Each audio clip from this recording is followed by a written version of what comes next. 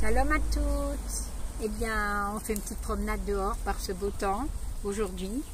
Et j'en profite pour tous ceux qui n'ont pas pu se joindre à notre shiur ce matin en live sur le Zoom, sur le Dvar Malchut de la paracha de cette semaine, Parashat Emor. Eh bien, on a rajouté, je voulais juste vous rajouter, c'est pas grave parce qu'on va en reparler, on va vous diffuser le contenu de l'enseignement pour cette semaine sur Mashiach et la Géoula que le Rabbi a expliqué dans le Dvar Malchut de Emor. Mais aujourd'hui, on est un jour particulier, on est le 13 Iyar. Et le 13 Iyar, c'est le jour de la Iloula du frère du Rabbi, Rabbi Israël Arieleb, qui est niftar à l'âge de 42 ans. C'était un homme très érudit dans la Torah, mais mamash dans les niveaux les plus élevés et en profondeur.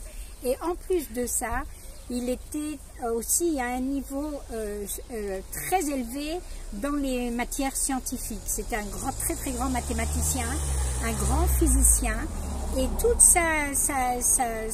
son derech à lui, son chemin, c'était d'unir les connaissances de la science avec ce que la Torah dit, et en particulier comment dans la science, il a prouvé dans plusieurs écrits comment on est dans l'ère de la Géoula, comment on se trouve dans les temps messianiques, au point que il y a un écrit dans lequel il a prouvé Alpi Torah, Alpi Chassidut, que Triat Ametim c'est possible même physiquement.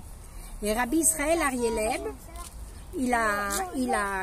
à la suite de son décès, le Rabbi appréciait énormément son frère. Il est parti très jeune, il s'est marié, il a habité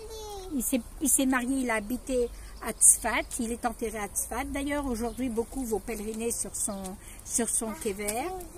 Et depuis, en Amérique, sous l'impulsion du Rabbi, a été créé un institut de recherche scientifique, justement, du lien entre les sciences et la Torah. De manière générale, tout le monde pense qu'il y a les sciences d'un côté et la Torah de l'autre, mais Dafka, Rabbi Israël Arieleb, il a essayé d'unir les deux, et en uniant les deux, ça rejoint exactement toute la Nekuda que le Rabbi a développée dans les Dvar Malchut que nous avons vus, qu'il faut dévoiler le Aleph dans la Gola, qu'il faut dévoiler Aloufo Shel Olam dans l'exil.